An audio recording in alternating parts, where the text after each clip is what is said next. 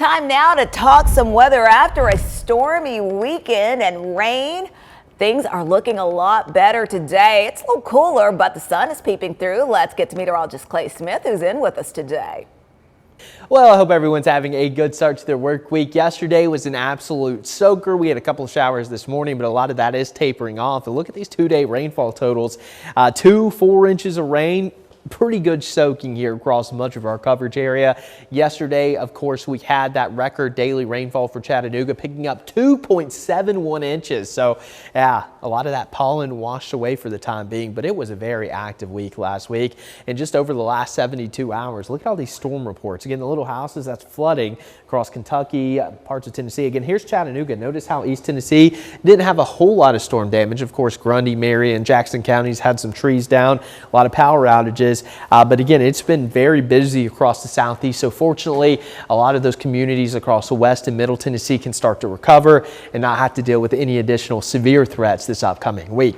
So as we continue through the rest of your afternoon, still going to be quite a bit of cloud cover. Can't rule out a sprinkle here and there, but we are going to continue to clear out. By tonight, a lot of the cloud cover is going to move out. Maybe a few clouds overnight, but clearing out for your Tuesday. And Tuesday afternoon, plenty of sunshine. Just going to be a gorgeous day out there. Wednesday, much of the same. Of course, Wednesday morning we'll have the frost potential, but our next chances of rain, of course, going to come in on Thursday. We're going to have this cold front dropping in from the south. That'll bring some light to moderate rain across the Tennessee Valley. I don't think this is going to be a huge deal, and no severe threat.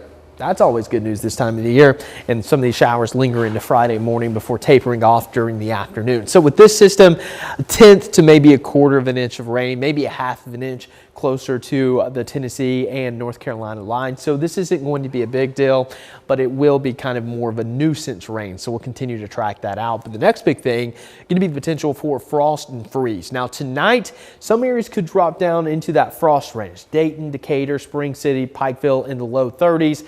While it's going to be closer to 40 here in the valley from Soddy Daisy southbound into Chattanooga, our eastern community is going to be down into the 30s as well. 36 in Turtletown, 35 in Ducktown, 38 in LJ, 37 in Blue Ridge, low 40s from Chatsworth to Trenton, and low to upper 30s across parts of northeast Alabama. But Wednesday morning is really the morning I'm watching for the potential for widespread frost. We're going to drop down to 34 here in the valley, and many areas, especially in higher elevations, could drop even cooler than that. So Tuesday is going to be a cool day for this time of the year, and then quickly we're going to drop off into the 30s, and look what happens by Wednesday morning. We're going to be down close to freezing even here in the valley, so it is going to be one of those mornings where we're likely going to be dealing with widespread frost. So before you go to bed on Tuesday night, make sure that you're bringing in those plants or covering them up before you head out to bed on Tuesday night, of course. As we look ahead to your next 7 days, look at that. Wednesday we will bounce back after a cold morning into the 60s. Rain Thursday into Friday, and then cooler again for your weekend with clear conditions.